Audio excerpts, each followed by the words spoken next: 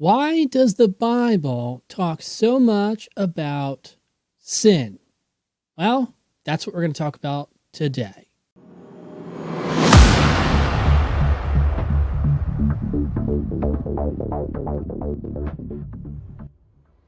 Hi there, welcome to my channel. My name is Adam Jorden Clark, and today we are going to be talking about why the Bible talks so much about sinning. And we might, if we have time, try to compare it with the church, who doesn't talk about sin, and probably talk about this problem that exists, which is pretty simple. The church doesn't talk about sin at all, practically, while the Bible talks about it in almost every chapter. So it's a little bit of a problem. Hopefully we'll have time to get into it, but we really want to talk about why the Bible talks so much about sin. But before we do, I want to tell you about my YouTube channel and why I think that you should subscribe to it. First of all, this is a Bible study channel. That's like what we are. But more importantly, we're not attached to a church or a ministry or anything like that. We're just a Bible study that's interested in growing in Bible knowledge and learning more about the Bible and talking about things that scholars talk about and talk about different types of theologies and different history and spirituality and, all that stuff that nobody else really likes to talk about. I know when I talk about it, I make it sound really, really boring, but the truth is that there's really, really, really fascinating things that we like to talk about. For example, Genesis and the creation story.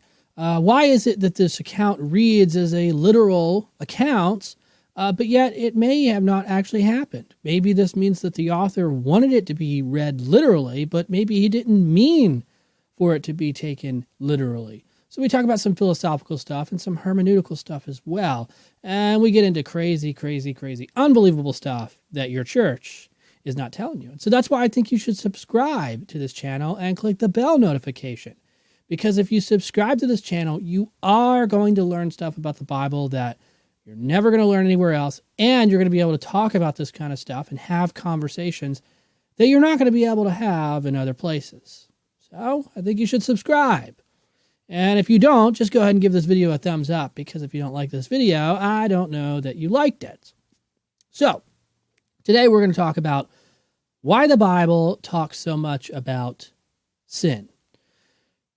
In order to understand this, you sort of have to step back a little bit and think about the Bible for what it actually represents, which is basically ancient people. And they thought ancient, like ancient people do. And so their concepts were like totally different than ours. I mean, here we live in a scientific era. We're post-Enlightenment. We think the scientific method is the end-all be-all, or at least it's the method that's working for us. We tend to think that if something's not scientific, then therefore it's not true in any way, shape, and form. We tend to think like that. Even if it's not correct, that's still how we think about things. And you have to understand that, people who lived 4,000 or 5,000 years ago, they didn't think like that. They didn't have a scientific method. For them, the way of explaining the world around them is through religion and through God or gods or deities or whatever. So it was the filter, it was the lens that they looked at life. And just like we look at the world today and we look at human beings, we see problems. And you would think that as advanced as we are in terms of civilization as human beings, we would be able to solve some of these problems. But we're finding out that we're not solving these problems, number one. And we're also finding out that some of these problems are actually getting worse, or they're progressing. Maybe not getting worse, but they're changing or evolving or adapting or whatever. And so, people in the Bible, they understood this stuff. They understood that there are problems, and there are problems with humanity, and there's problems in the world. There's evil in the world. They understood this stuff. They weren't illiterate. They weren't, foolish people. They understood it. And so they sought of a way to explain it. And one way they sought to explain evil, or mankind's problem, or mankind's condition, is this idea of sin. And basically, the first story that we have in the Bible that talks about sin is Adam and Eve. It's a famous story. Everybody knows it. Adam and Eve are in a garden. There's two trees. God says, don't eat from this tree. Yada, yada, yada. They eat from the tree because a snake comes down and talks to them and says, you should eat from the tree. They eat from the tree, and shazam, now there's evil in the world. And what's interesting about this story, and theologians have pointed this out for a long time, is that the story kind of assumes a lot of things that it shouldn't actually assume. So, for example, how is it that two perfect human beings who don't actually have sin have the ability to make an evil decision? How is that? How does that actually work into free will? So it seems to be that their will, their free will, was already corrupted and they just didn't know it yet. It seems to be the case. It's something to think about, but it's definitely one of the problems that exist, or one of the possible problems that exist, if you will, with the story of Adam and Eve. The other problem is that maybe God wanted them to eat the fruit. It seems as if he may have wanted them to eat it. Of course, we're just speculating on all of these things, but you can read the text that way. And so that's what makes it interesting. That's what makes it fun to read. But the point of the matter is that somebody wrote this story down, and the story stayed in a generation, and another generation, and another one, and another one. It eventually became a part of literature, and it eventually became a story that people tell. And here we are, thousands of years later, still telling the same old story. And why do we tell this story? Well, some people tell the story because they think it's true, and other people see the spiritual significance and they say, okay, we understand.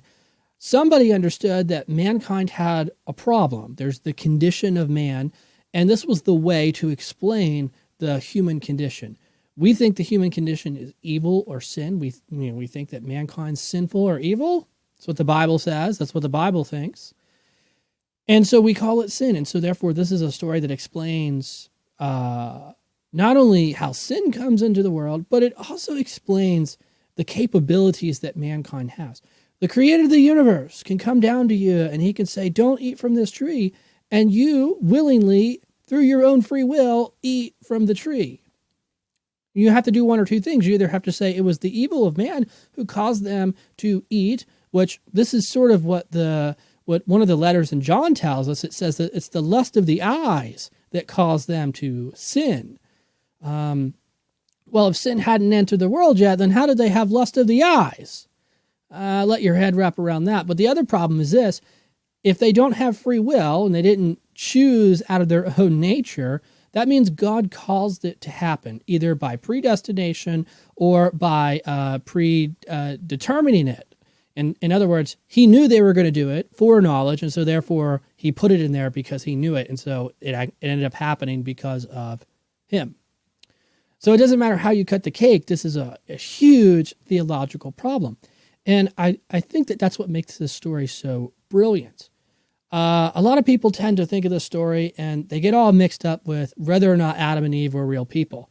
I'm going to make this very clear to you. It doesn't matter if Adam and Eve were real people. That's not the point of the story. The point of the story is not to tell you that there was some guy named Adam and some guy named Eve, or some woman named Eve, and they were the first human beings.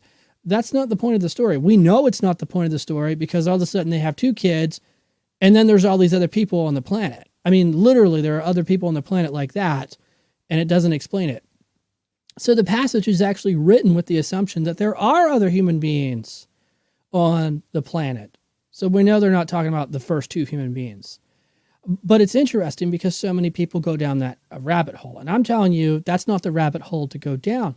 The rabbit hole to go down is this spiritual significance of this problem.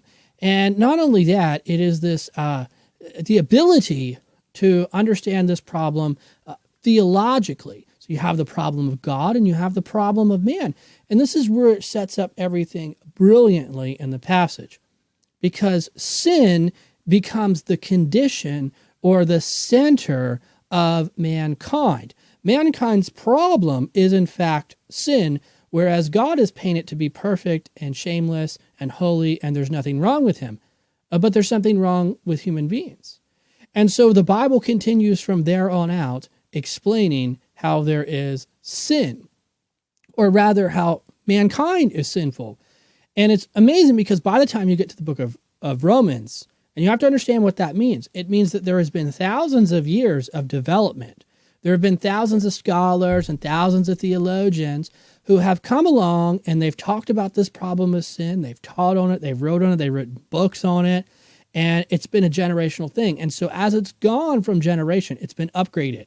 It's been tweaked. It's been understood this way. It's been understood that way. It's a theology. And so it's gone on and on and on and on and on and on and on and on and on. And eventually it ends up with the Apostle Paul, which we read about in Romans.